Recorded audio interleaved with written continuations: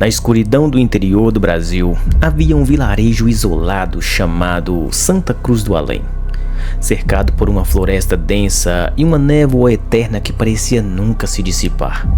O povoado escondia segredos que ninguém ousava contar. No centro da vila, erguia-se uma igreja antiga, construída de pedra escura e madeira apodrecida pelo tempo. Seu sino rachado soava de maneira estranha, como um lamento distante. O pároco daquela igreja era o padre Anselmo, um homem que chegou ao vilarejo anos antes, fugindo de um passado desconhecido. Ele era alto, magro e tinha olhos fundos, sempre escondidos sob a sombra do chapéu de aba larga. Sua voz era grave e seu sermão repleto de advertências sobre o inferno fazia com que os justos se encolhessem nos bancos de madeira. Com o tempo, os moradores vieram a notar coisas estranhas. O padre nunca comia com eles, nunca foi visto dormindo e, principalmente, nunca saiu da igreja depois do pôr do sol. Alguns juravam ouvir ruídos assustadores vindo da sacristia, arranhados nas paredes, murmúrios em línguas desconhecidas, o som de algo grande rastejando pelo chão de pedra. Foi Dona Célia, uma senhora devota, quem primeiro suspeitou que havia algo errado. Uma noite, movida pela curiosidade e pelo medo, ela espiou pela janela da igreja e viu algo que jamais esqueceria. O padre Anselmo estava diante do altar, de costas para a porta. Seu corpo convulsionava de maneira sobrenatural. Quando ele se virou, seu rosto não era mais o de um homem. Seus olhos brilhavam num amarelo doentio.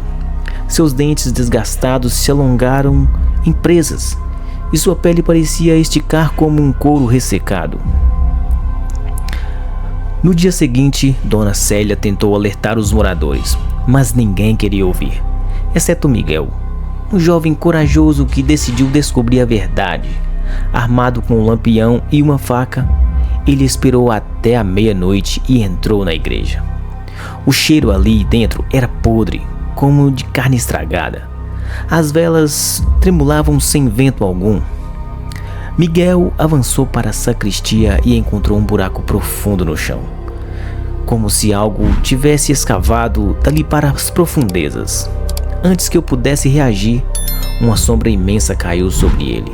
O padre Anselmo, ou o que um dia fora ele, agora era uma criatura de membros deformes, com garras afiadas e uma boca cheia de presas que brilhavam ao vê-lo.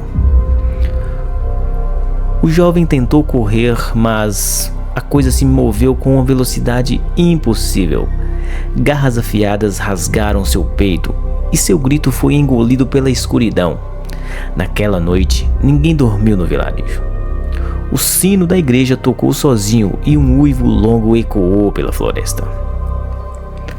Na manhã seguinte, a igreja estava vazia. O buraco na sacristia foi coberto e não havia sinal do padre Anselmo ou de Miguel. Apenas uma coisa restava, uma marca estranha na porta da igreja, um símbolo que ninguém conseguia decifrar. Desde então, nenhum padre jamais voltou para Santa Cruz do Além. E todas as noites os moradores trancam suas portas antes do sino tocar, pois sabe que em algum lugar algo os observa, algo que um dia foi humano, mas agora é apenas escuridão faminta.